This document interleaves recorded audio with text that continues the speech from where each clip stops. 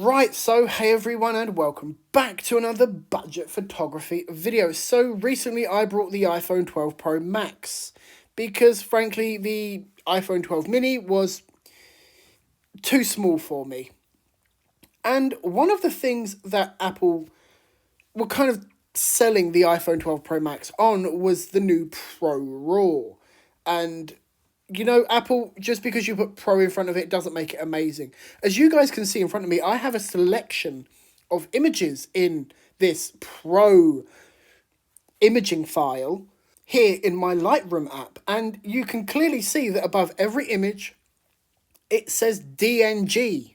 DNG. That's all they are. And that's exactly what I expected them to be. I mean, what really do I expect? There's not really much. I mean, the dynamic range on these are okay. I'll really let you kind of, make the decision of what you think of them. But here is an image that I just went into a minute ago. And it looks okay. I mean, it needs, kind of leveling out a little bit. Couldn't level. It's just like that. That still looks wonky to me, but we'll have to deal with that. I can't be bothered. And this is what I mean. The files are not very good. If we lift the exposure up a little bit and we bring the highlights down. Ooh, too far. Okay, that doesn't look too bad. Let's lift some of the shadows. Let's have a look at... Oh my God! What is that mess? I mean, come on. I mean, I get it. It's a phone sensor. It's going to be small, but... Really? That much of a mess, eh? I mean, let's just look at the settings, shall we? So we've got a really low ISO of 20, f2.2, 250th of 2500th of a second. And that is what we get. I mean, it's just horrible. It is just a mess. Blah. So why don't we have a look at some of the better exposed images, shall we? Because I underexposed this image on purpose. So, what do we have? So let's go back and have a look at what else we have here. At some of the better exposed images. Right, so let's go with this one here, I think. Now, this one doesn't look too bad. I mean, it's not a very interesting picture, I'll be brutally honest. So, we've got 800th of a second, f2.2 at an ISO of 20. Which is perfectly fine. That's kind of typical, really. But let's have a look at what we can do with it. So I want to bring up the blacks. Let's just bring up that. And I want to bring up the shadows. And I want to add in some contrast. And I want to drop the highlights. So far, we're looking kind of okay. We don't appear to have much... I mean, yeah, that's where we're losing detail. But an overall image is still looking okay. Let's try and bring up the exposure a little bit. And then maybe the white balance. Let's have a look if we cool it down. Okay, so that's starting to act like a JPEG when you go too far towards one certain colour. But it doesn't look too bad. I mean, again, it's not a very good and interesting picture. It just looks like a picture. That's all it really does. I mean, that's okay. To me, this would look better if I just did that. That looks a lot better. The colour reproduction is just not very good in my opinion. There's nothing really you can do with these. Let's have a look at another one. Actually, I'm going to put the black and white filter back on that one to save it because it just looks horrible otherwise. And then I think we'll go with this one here. So what are the settings? So we've got an ISO of 640, so we've got a higher ISO this time.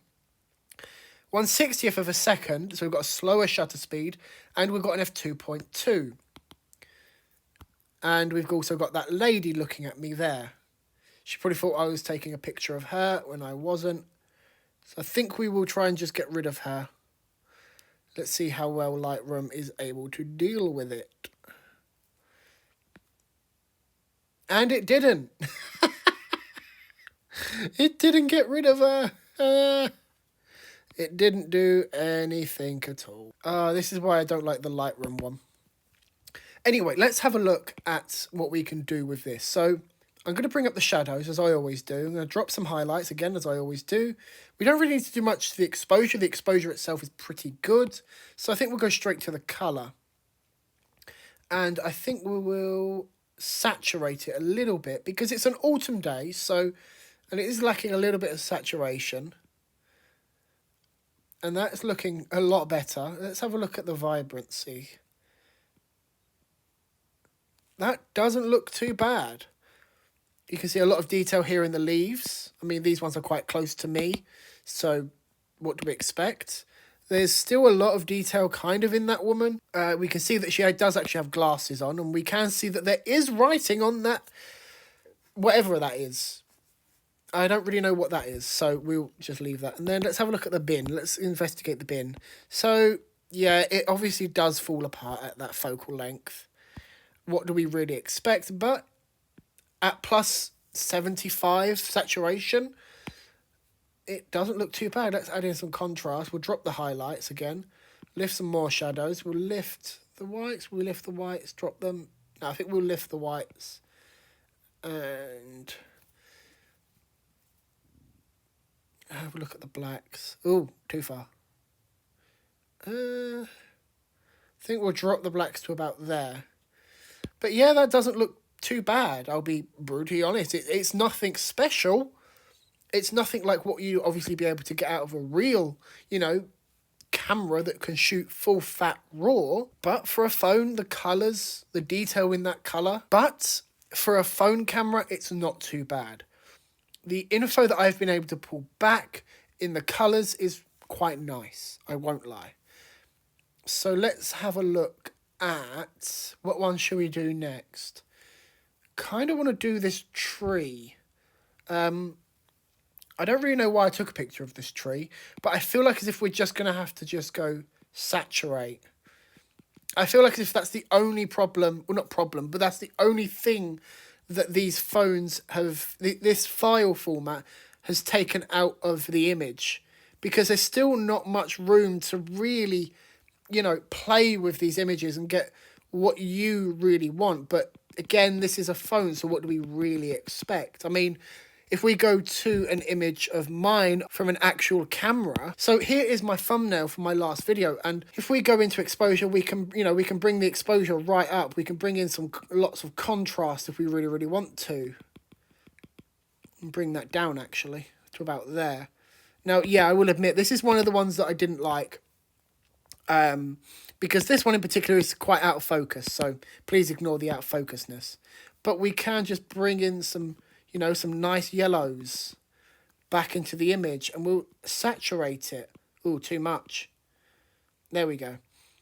And, there's a lot more room to play with, an image like this, whereas you just don't get that with, a phone. So let's go back to the iPhone shots. So what should we do next? Let's actually go to this one. And I want to see what we can pull back out of the sky at the top. So I think we'll drop some highlights. Maybe not that far down. And lift the shadows. Drop some whites. Yeah, we'll drop the whites. Not that far. There we go. And let's have a look at the blacks. And we'll add in some contrast. There's not much detail in the clouds, which is really to be expected. I'm kind of hoping that I can, but it's just not letting me. I mean, if we add in some...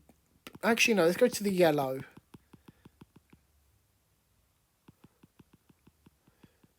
Because it is an autumn day, so we'll... Yeah, did you see what I'm talking about? You can, edit these images, but they're really not designed for you to do much to them. I mean, like, look, this is another DNG file, and if we just go to the saturation, and we'll up the saturation, and then we'll go to contrast. Maybe we'll lift some shadows, and then that's it. And that looks better. I mean, if we just then, do you see what I mean? Although this does need to be straightened out a bit. But other than that, it's basically, you know, done. There's nothing left to it. It's just, yeah.